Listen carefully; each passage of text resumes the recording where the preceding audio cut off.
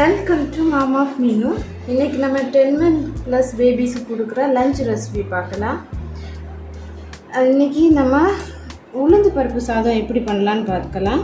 First அதுக்கு நீங்கள் ஒரு 1/2 hour முன்னாடியே கொஞ்சம் உளுந்து, அப்புறமா கொஞ்சம் பாசிப்பருப்பு, அப்புறம் நம்ம ரெகுலராக சாப்பிடக்கூடிய சாப்பாடு அரிசி இவ்வளவும் நீங்கள் ஊற போட்டு எடுத்து வச்சுக்கோங்க. அப்புறம் அதில் கொஞ்சம் வெஜிடபிள் ஆட் பண்ணுறதுக்காக நான் இன்றைக்கி என்கிட்ட இருந்த வெஜிடபிள் போட்டிருக்கேன். கேரட், பீட்ரூட், அப்புறம் பீன்ஸ் போட்டுக்கோங்க. அடுத்து கொஞ்சமாக காயம், அதுக்கப்புறம் கொஞ்சம் பூண்டு, அப்புறம் ஒரு 2 சின்ன வெங்காயம். ஃபர்ஸ்ட்டு நீங்கள் பேனை ஹீட் பண்ணி கொஞ்சம் தண்ணி ஆட் பண்ணிக்கோங்க. அப்படியே தண்ணி கொதித்த உடனே நீங்கள் ஃபஸ்ட்டு ரெடி பண்ணி வச்சுருக்கிற இந்த பருப்பு, உளுந்து, அப்புறமா இந்த சாப்பாடு அரிசி இது இவ்வளவுமே நீங்கள் டைரெக்டாக தண்ணியில் ஆட் பண்ணிடலாம்.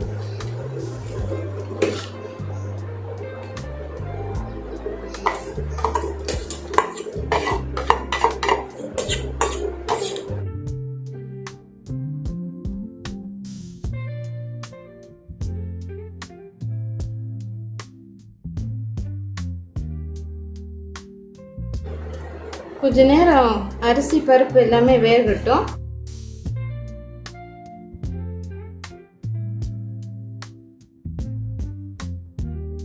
போட்டிருக்க சாப்பாடு அரிசி, பருப்பு, உளுந்து எல்லாமே அரைவாசி வெந்த உடனே நீங்கள் அப்படியே இந்த காய்கறி எல்லாம் ஆட் பண்ணிடலாம்.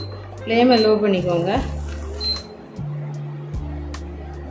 பீன்ஸு, பீட்ரூட், கேரட், அப்புறமாட்டு கொஞ்சம் காயம், 2 சின்ன வெங்காயம், கொஞ்சம் பூண்டு, இது எல்லாமே போட்டு மறுபடி ஃபுல்லாக நல்லா குழஞ்சி வேகிற மாதிரி ஃப்ளேமை வச்சுக்கோங்க.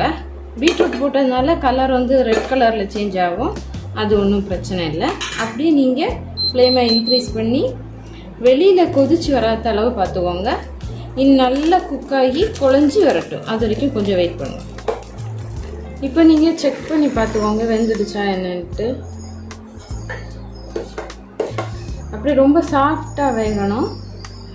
அரிசி, பருப்பு, உளுந்து எல்லாமே ரொம்ப குழஞ்சி வெந்திருக்கணும்.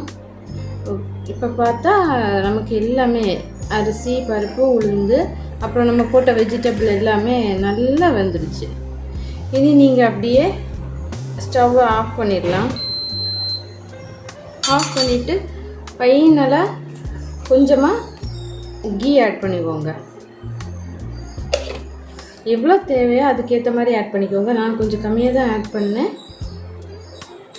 அதுக்கப்புறம் ஒரு ஸ்மேஷர் எடுத்து நல்லா ஸ்மேஷ் பண்ணி விட்டுக்கோங்க.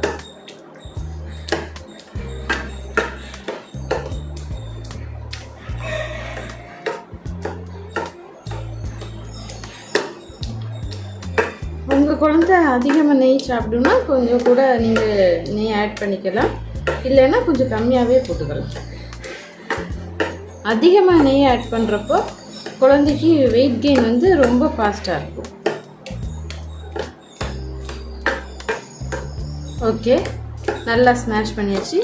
இப்போ அப்படியே ஒரு பவுலுக்கு ட்ரான்ஸ்ஃபர் பண்ணி நம்ம குழந்தைக்கு ஃபீட் பண்ணிடலாம்.